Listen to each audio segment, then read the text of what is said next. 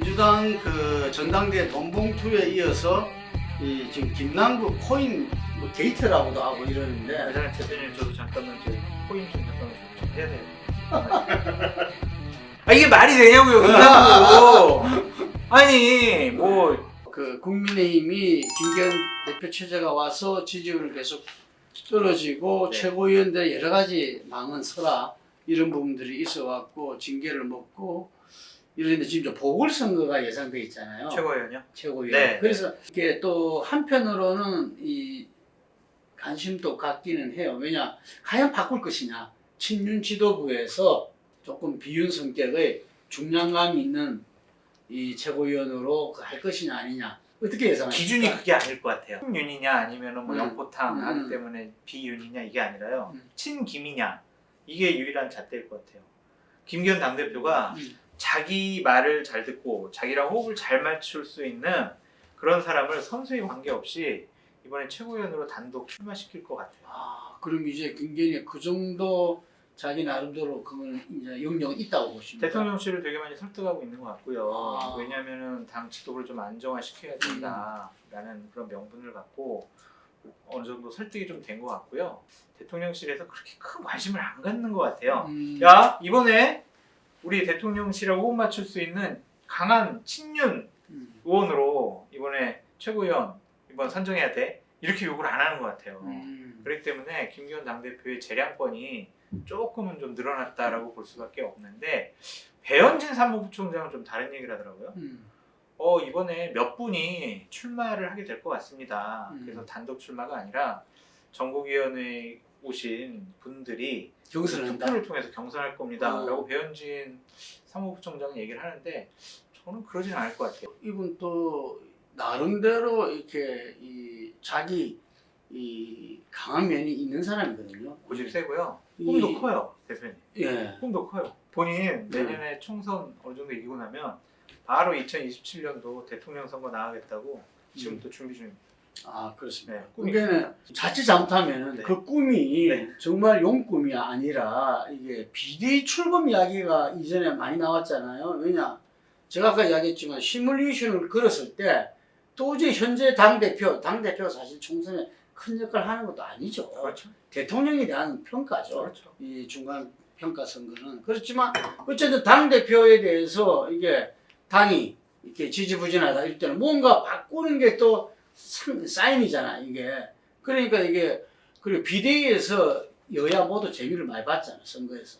선거 전에 비대위 해가지고 뭐 다들 전부 다 성공한 케이스가 더 많으니까. 맞죠. 그렇기 때문에 그 유혹에 또 이렇게 자유로울 수 없고, 그러면 본인이 확실하게 보여줘야 되거든, 이게. 그런 측면에서 대통령실에서도, 그럼, 오케이. 그래야 나중에 명분이 있잖아. 그렇죠. 다 너 줬잖아. 해봐라. 해봤는데 너 이게 뭐냐? 네. 그래서 너 바꾼다. 비대위 가자. 이런다는 말씀이시죠? 예. 그 간호법은 이렇게 여러 논란이 있지만 제가 볼 때는 내용적으로 봤을 때 지역사회라는 문구 그거 가지고 지금 이제 의사협회 쪽에서 이 도저히 받아들일 수 없다. 의사협회는 이 간호사협회가 지역사회 어떤 걸로 해서 의료기관을 임의로 할 그 가능성을 싹을 잘라야 된다. 이런 차원인 것 같아요. 근데 간호사가 어떻게 독단적으로 의료행위를 해요? 의료법에 안 되잖아요. 할 수가 없다고 그러더라고. 할 수가 없어요, 이거는. 네, 그래서 네. 의사들이 자신들의 조그마한 기득권도 놓치지 않기 위해서 그러니까. 프레임을 씌운 것 같아요. 민주당이 전 먼저 잘못했다고 생각이 음. 들어요. 이렇게 각 이익단체별로 상당히 첨예하게 갈등과 혼란을 불러일으킬 수 있는 법을 그냥 당시 국민의힘에서 절충안을 냈었거든요. 자 이거 좀 논의 좀 해보자. 그런데 필요 없어. 너희들 대선 공약이었잖아. 그냥 우리가 그냥 통과시킬래 하고 밀어붙였단 말이에요. 그건 대단히 잘못된 것 같아요.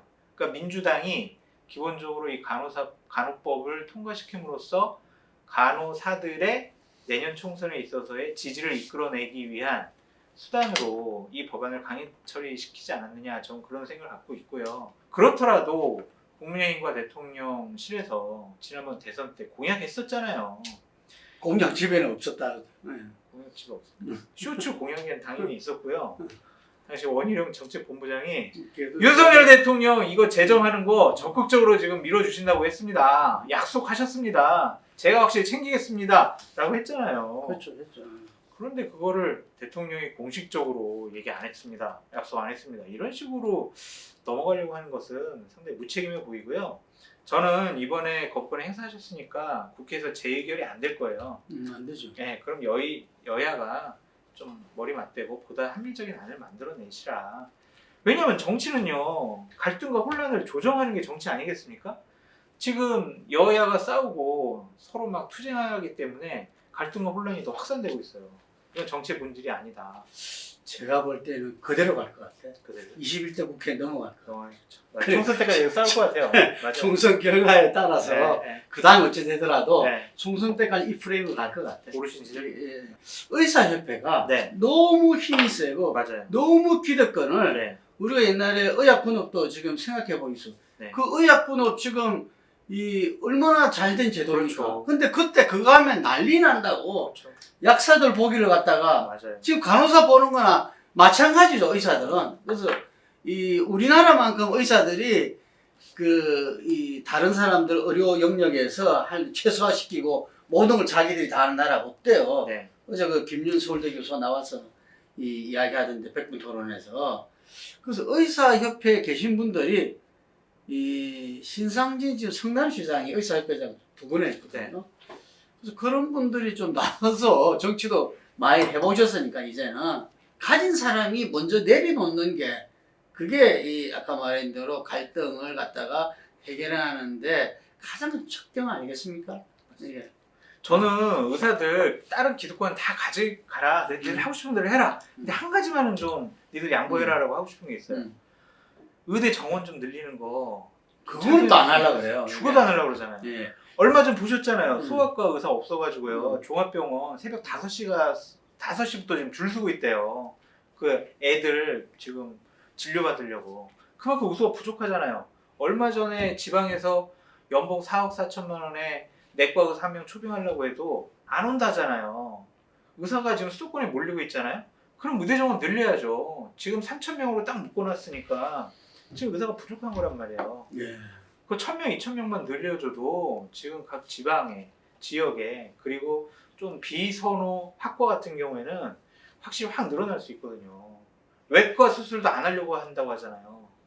그러니까 이 부분은 의사협회에서 좀 양보 좀 해라. 국민이 살아야 의사들이 있지. 지네들 기득권만 유지한다고 지들 잘 먹고 잘 살 수가 있냐고. 자, 그러면서 네. 개각 문제. 네. 개각은 어떻게? 대통령이 안 하시겠대요. 소폭 개각도? 네, 안 하고 그냥 차관 인사를 함으로써 국무위원회 안정감을 좀 주겠다. 아니 장관 했으면 한 2년은 해야지 이렇게 이제 얘기를 하셨거든요. 내막이 있더라고요. 알아보니까 그 국민의힘에 중진하고 또한 장관을 할 만한 능력 있는 의원들한테 야, 너 내년에 총선 출마하지 말고 너 장관해라. 그렇게 좀 제의를 한 모양이에요. 네. 근데 의원들마다 싫어요. 전 장관 안 하고 출마할 거예요. 이랬대요. 대상자가 없는 거예요. 지금 바꿔야 되는데 지금 국회의원들은 다 그냥 내년 총선에 관심이 다 가 있어가지고 장관 할 만한 대상자를 지금 적임자를 찾지 못해가지고 개각은 좀 추석 때쯤까지 미뤄질 것 같아요. 그래서 소폭 개혁 나가다가 오늘 보니까 원포인트 개각 문체부 장관만 네.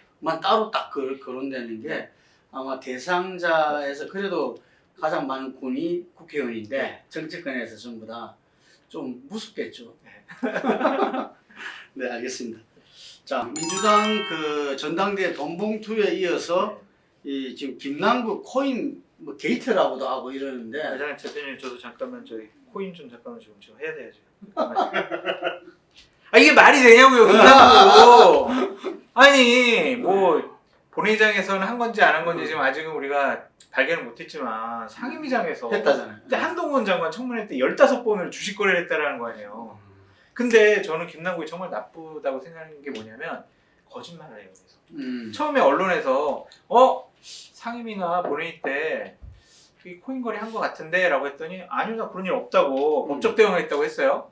그래가지고 코인 거래 한 거랑 상임위 시간하고 이렇게 같이 보도하니까 나 그거 기억이 안 나는데 화장실이나 휴게실에서 했던 것 같다 이제 이렇게 얘기했어요. 그렇죠, 그렇게 말해요. 그러다가 이제 방송에서 딱 그 시간에 딱 그 화면까지 그래서 이 휴대폰을 갖고 막 하는 거 그리고 그 코인 거래 시간을 딱 합쳐보니까 그때 그 시간에 화면까지 다 잡힌 거예요.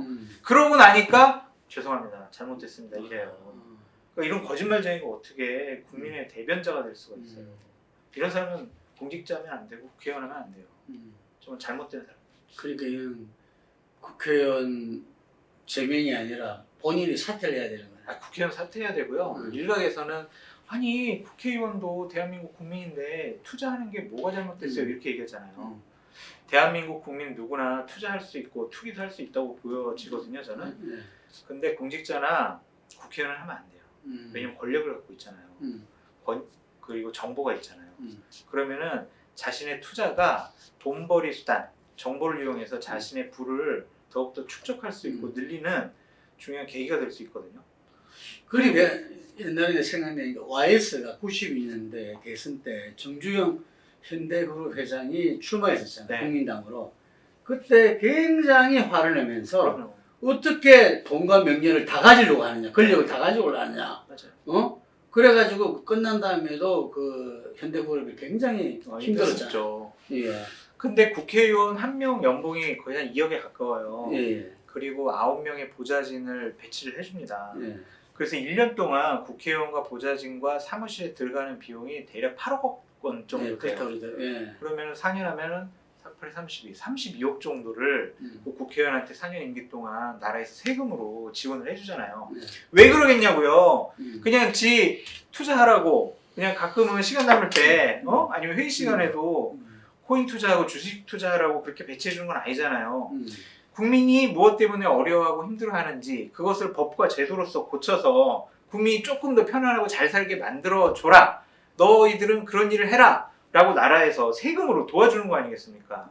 근데 그런 사람들이 어떻게 투기를 하고 투자를 하고 주식 거래하고 코인 거래해요? 이거 말도 안 돼요. 가상자산은 24시간 돌아간다면서 이게. 24시간입니다. 그리고 저는 뭐 해봤자 몇백 수준인데 수십억 수준에 그걸 하다 보면 다른 건 눈에 보이지도 않는다던데 그게. 그 김남국이 처음에 작년에 1월, 2월에 30억을 그냥 잡코인 같은 데 투자를 했어요. 근데 사고 나서 바로 3배 올랐어요. 90억이 된 거죠. 그러고 나서 갑자기 100분의 1로 뚝 떨어졌어요. 본인 잠이 오겠어요? 30억 투자했는데 갑자기 100억 가까이 됐다가 100분의 1로 줄어들었잖아요. 그러면 1억이 손실 봤네요. 엄청 손실 본 거죠. 그러니까 그냥 얘가 잠도 못 자고 계속 주식에 매달리고 그런 뭐 다른 국회의원으로서 역할은 제대로 못했다라고 볼 수밖에 없고요. 결국에는 그런 예를 들면 지금까지 현재까지 알려진 김남국 의원이 코인 투자한 그 개수가 51개래요. 근데 그 중에 이름이 알려지지 않은 잡코인이 37개라는 거예요.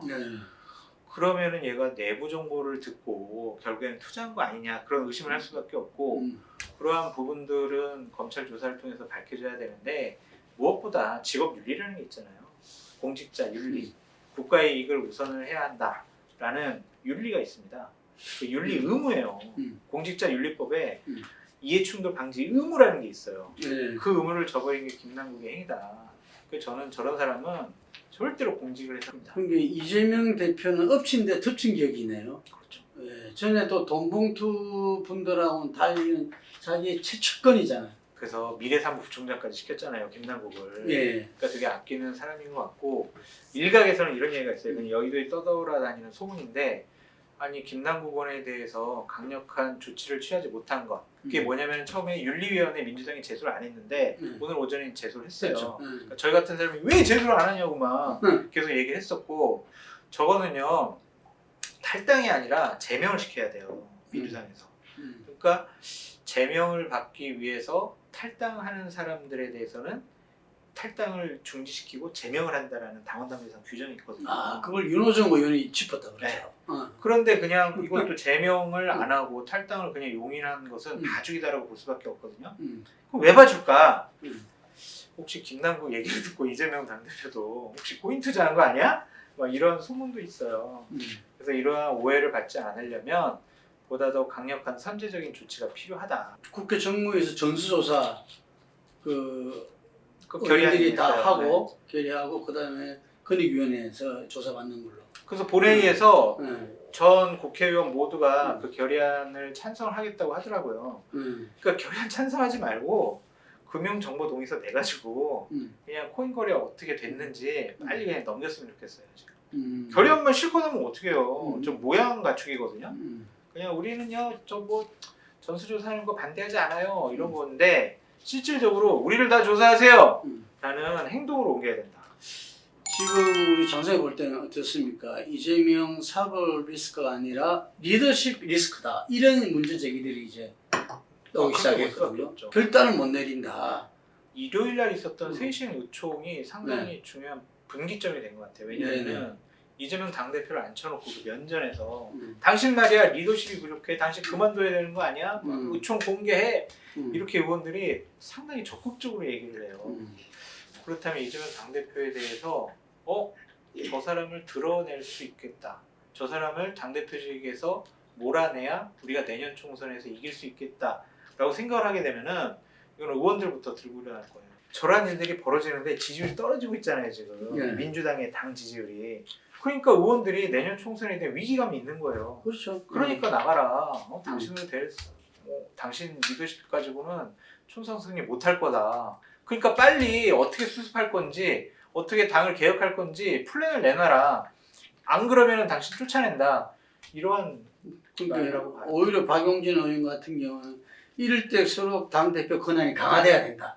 마지막으로 한번 해보라 이거지. 그렇죠. 못하면은 이거는 그냥 나가라. 이거. 오히려 더 무서운 이야기더라고. 그렇죠. 네, 그래서 아마 제 생각에는 이 가을이 오기 전에 예를 들면 이 지금 본인 재판도 지금 진행 중이잖아요. 이게 그래서 결단이 요구되는데 이 부분도 본인이 좀 선제적 결단을 하는 게 다음에 있다면 선제적 결단이 요구되는 거 아닌가. 제가 이제 평론가 입장에서는 당신은 야당의 지도자할 자격이 없어, 정치할 자격이 없어, 빨리 그만둬 이렇게 얘기를 하는데 제가 이재명 당대표에 참고라면은요 내년 1월달까지 버티라고 할 것 같아요. 버티라. 네, 버텨가지고 공관위원 다 구성해놓고 자기 사람으로 그래서 자기가 뒤에서 배후 조정할 수 있도록 공관위원 자기 사람으로 쫙 깔아놓고 자기가 원하고 또한 공천을 해줘야 될 사람들을 공천할 수 있는 기반을 마련하고요. 그런 다음에 한 2월달쯤에 저는 불출마하겠습니다. 당의 총선 승리를 위해서 저 선당우사의 정신을 발휘하겠습니다. 저 공천 불출마, 당대표직 사퇴, 우리 민주당을 좀 국민 여러분 선택해 주십시오. 그렇게 하라고 하겠어요. 네, 그런데 이제 우리 장 선생님도 이게 이 의도에서 이 한 20년간 쭉 있었지만 그게 그림에 불과한 거지 그렇게 되지가 않죠. 안 될 것 같아요. 금방 분기점이랬잖아요. 지난 쇄신의총이. 아마 앞으로는 그보다 더 할 겁니다. 그러면은 그 그림이 통할 수가 없어요. 자기가 공관위원회를 구성해 놓는다? 그 건의라는 게 한순간에 날아간다는 거죠. 모르신 말씀이에요. 제 이야기는. 맞아요. 예, 마지막으로 우리 장 소장님은 민주당을 위해서 한 말씀. 저는 윤석열 대통령 국회의원에서 한 말씀 이렇게 끝냅시다. 민주당은 앞으로 여러 가지 범죄 혐의가 의원들이 많이 나올 것 같아요. 그러니까 한동훈 검찰 쪽에서 민주당을 가만두지 않을 거기 때문에 여러 가지 돈 문제, 공천 문제와 관련해서 문제 제기를 할 것 같거든요. 그럴 때마다 좀 기다리지 마시고 즉각 탈당이나 제명 처리를 하셔서 그래도 민주당이 자기 정화 기능이 있구나라는 인식을 국민들에게 줘야 내년 총선에서 어느 정도 선전할 수 있는 최소한의 기반을 마련할 수가 있다. 우물쭈물 대다가는 큰일 난다라고 말씀드립니다. 예. 저는 이 사람들이 혹은 세력들이 잘하는 거 할 때 박수를 치고 지지를 받는다 봅니다. 그렇기 때문에 내년 총선은 경제에서 좌지우지 된다고 하지만 경제 상황 좋아질 틈이 없습니다. 맞아요. 점점 더 어려워질 것이고요. 그렇기 때문에 윤석열 대통령이 잘하는 정말 대중 친화력 가지고서 국민과 소통해서 솔직 담백하게 나가시고 국민들이 원하는 거 예를 들면은 이번에도 내일 가셔가지고 5.18 정신 헌법 전문에 원포인트 개헌 본인이 지으시고 그리고 걱정하지 마시고 도스태핑 하시면은 아마 국민들이 박수 칠 겁니다. 거기서 모자르는 이대로 26년 검사 생활한 거 아무도 모르는 사람 없고 인정하지 않는 사람 없거든요. 그럴수록 본인이 겸허하게 국민들한테 대해 나간다면은 아마 남은 임기 그리고 총선 나름대로 자신 있게 치르지 않을까 싶고 그것이 바로 윤석열 대통령의 힘이다. 이 말씀 드리고 싶습니다. 네, 오늘 여기까지 하겠습니다. 감사합니다.